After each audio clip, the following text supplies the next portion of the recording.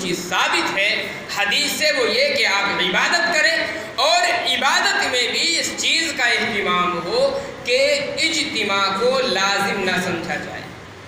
نبی علیہ السلام کی حدیث میں نے آپ کو سنائی حضرت عائشہ کی، مسجد نبوی کے قریب نبی علیہ السلام کا یہ حجرہ ہے، بالکل متصل ہے، لیکن آقا علیہ السلام جو عبادت فرما رہے ہیں وہ کہاں کی نبی علیہ السلام نے عبادت؟ حضرت عائشہ کی جو حدیث ہے وہ کہاں کی ہے؟ اپنے کمرے میں عبادت کی ہے یا مسجد میں؟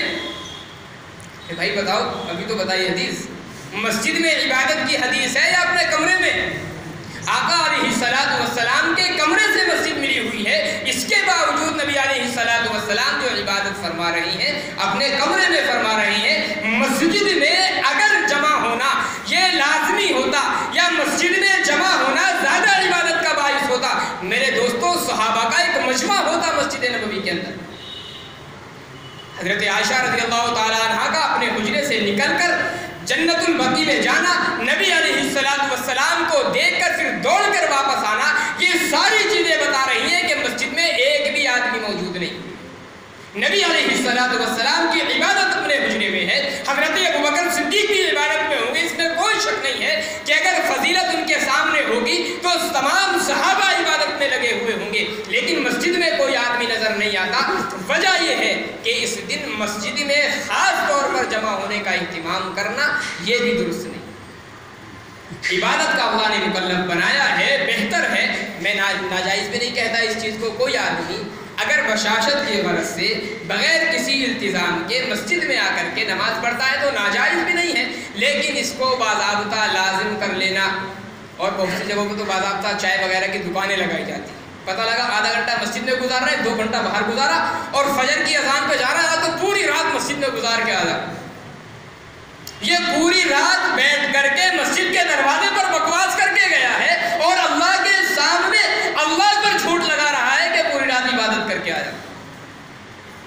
میرے بھائیو، عبادت اخلاص کے ساتھ کی جائے، 10 منٹ 20 منٹ آدھا گھنٹہ جتنا اللہ نے اخلاص دیا ہے آپ کو، یہ کوئی ضروری نہیں ہے کہ مسجد میں آئیں گے تو عبادت ہوگی، گھر پر جائیں گے تو نیند آ جائے گی۔ بھائی نیند آ جائے، اللہ نے فرض تو کی نہیں آپ کے اوپر عبادت۔ 2 رکعت آپ اخلاص کے ساتھ پڑھ سکتے ہیں، 2 رکعت پڑھ کر کے سو جائیے اور صبح کو فجر کی نماز آپ جماعت کے ساتھ پڑھ لیجئے، انشاءاللہ پوری رات عبادت کا ثواب آپ کو۔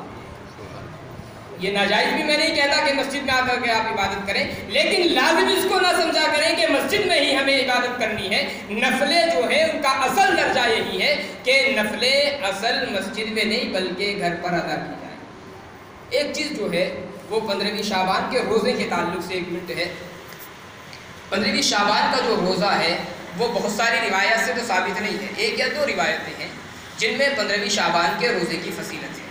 آقا علیہ السلام نے ایک حدیث میں فرمایا ہے کہ تم اس کی 15ویں شعبان کی رات میں عبادت کرو اور صبح کو روزہ رکھو۔ علماء نے لکھا ہے چونکہ ایک حدیث سے یہ ثابت ہے خالی، اس لیے اس روزے کو محض اس حدیث کی بنا پر سنت یا واجب یا فرض کا درجہ نہیں دیا جا سکتا، مستحب کا درجہ بھی نہیں دیا جا سکتا۔ اس لیے علماء نے لکھا ہے کہ بہتر یہ ہے کہ ہم جب 15ویں شعبان کے روزہ رکھنے کا ارادہ ہو تو اس سے پہلے 13، 14، 15 یہ 3 روزے مسلسل رکھیں، 13ویں شعبان کا، 14ویں شعبان کا، 15ویں شعبان کا، یعنی ایک آج، ایک کل اور ایک پرسوں۔ نبی علیہ السلام سے مختلف احادیث میں ان 3 دنوں کی باضابطہ فضیلت ثابت ہے۔ ایام 20 ان کو کہا جاتا ہے۔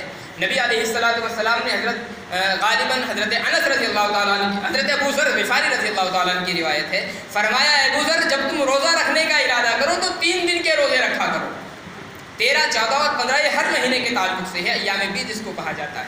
اس لیے جو حضرات چاہتے ہیں کہ 15ویں شعبان کا روزہ رکھیں تو بہتر یہ ہے ان کے لیے کہ 13، 14، 15 تینوں شعبان کے روزے رکھا کریں، اس میں ایام 20 کا بھی ثواب آپ کو مل جائے گا اور 15ویں جو شعبان ہے اس کا بھی ثواب مل جائے گا۔ اس کے بعد نبی علیہ السلام نے روزہ رکھنے سے منع فرمایا ہے کہ 15ویں شعبان کے بعد روزے نہ رکھے جائیں، چونکہ آگے رمضان کی تیاری کرنی ہے۔ آپ 15ویں شعبان کے بعد بھی روزے رکھتے ہیں تو کمزوری یہیں پر آ جائے گی، رمضان کے روزے رکھنا پھر مشکل ہو جائے گا۔ ایک چیز جو ہمارے یہاں پر ہے وہ صبح کو اعلان کا مسئلہ ہے کہ روزے کا اعلان کیا جائے یا نہ کیا جائے۔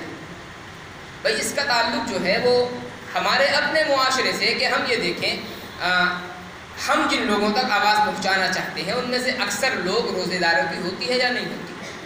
اگر اکثر لوگ ہیں آپ کے محلے میں روزہ رکھنے والے تو کوئی حرج نہیں ہے اعلان کرنے میں، لیکن 2 یا 4 لوگوں کی وجہ سے آپ باضابطہ پورے محلے کو پریشان کریں، یہ بھی مناسب نہیں۔ اس لیے بہتر یہ ہے کہ جو حضرات روزہ رکھنا چاہتے ہیں وہ خود ہی اہتمام کر لیں اس چیز کا۔